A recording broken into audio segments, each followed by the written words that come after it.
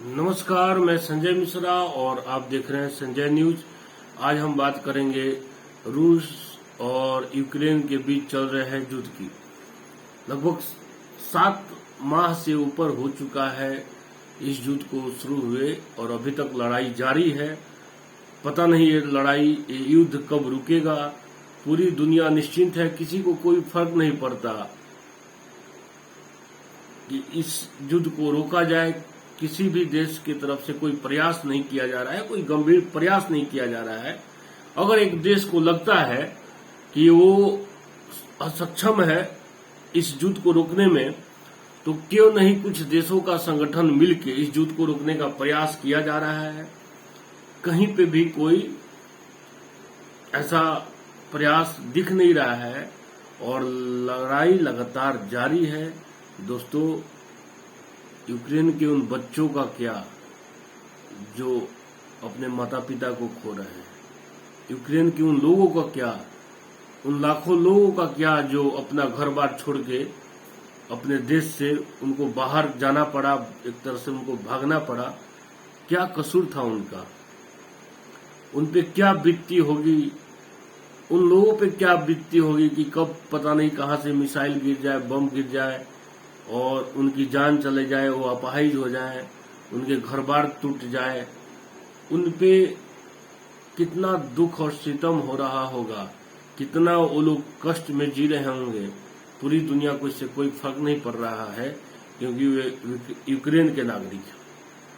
इस युद्ध में रूस के भी सैनिक मर रहे हैं, उनके अफसर मर रहे हैं, और इस युद्ध का अंत कहां पे होगा, कैसे होगा, कुछ समझ में नहीं आ रहा है। दोस्तों, इस युद्ध का अगर कोई कसूरवार है तो मैं तो उसे अमेरिका को ही मानता हूं और नाटो देशों को।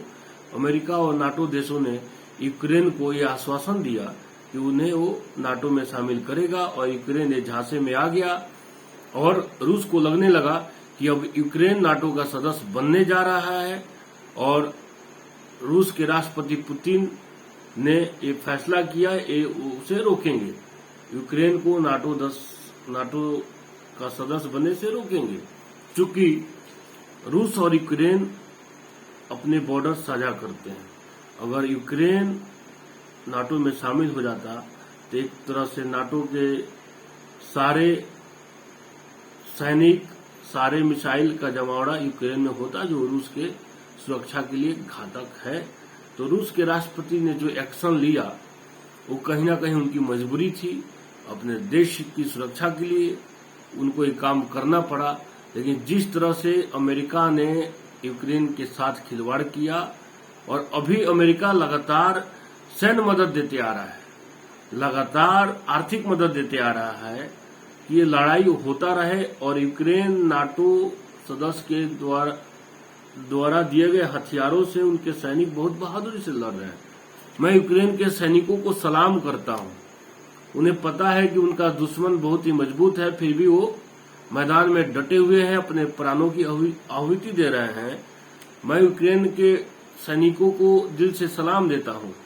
मैं रूस के उन लोगों को दिल से सलाम देता हूं जो ये मानते हैं कि ये युद्ध रुकना चाहिए, और वो लोग प्रयास कर रहे हैं।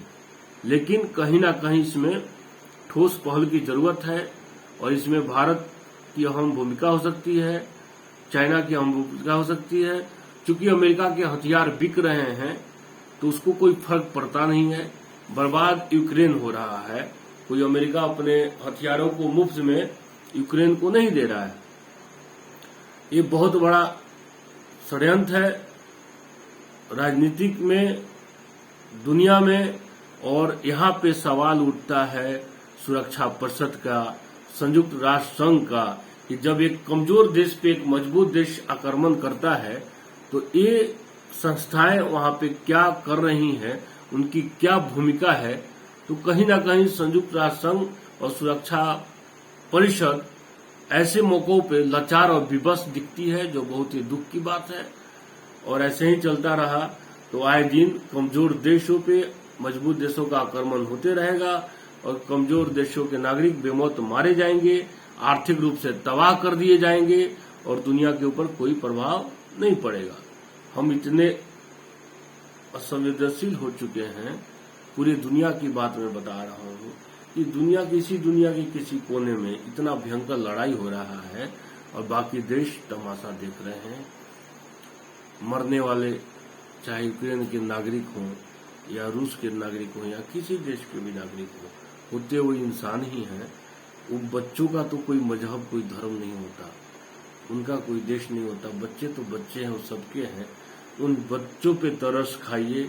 मैं तमाम देश के नेताओं से आग्रह करता हूं, उनके नागरिकों के से आग्रह करता हूं कि इस युद्ध को रोकने का प्रयास किया जाए और इस युद्ध को रोका जाए।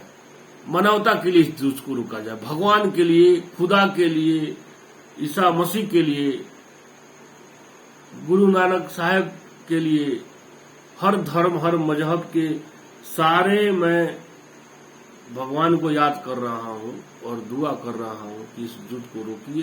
तमाम देशों के नागरिकों से मैं अपील करता हूं कि इस देश को रोकिए, इस युद्ध को रोकिए। बहुत कष्ट हो रहा है सुन के, वहां के लोगों के तकलीफों को देख के दुख हो रहा है।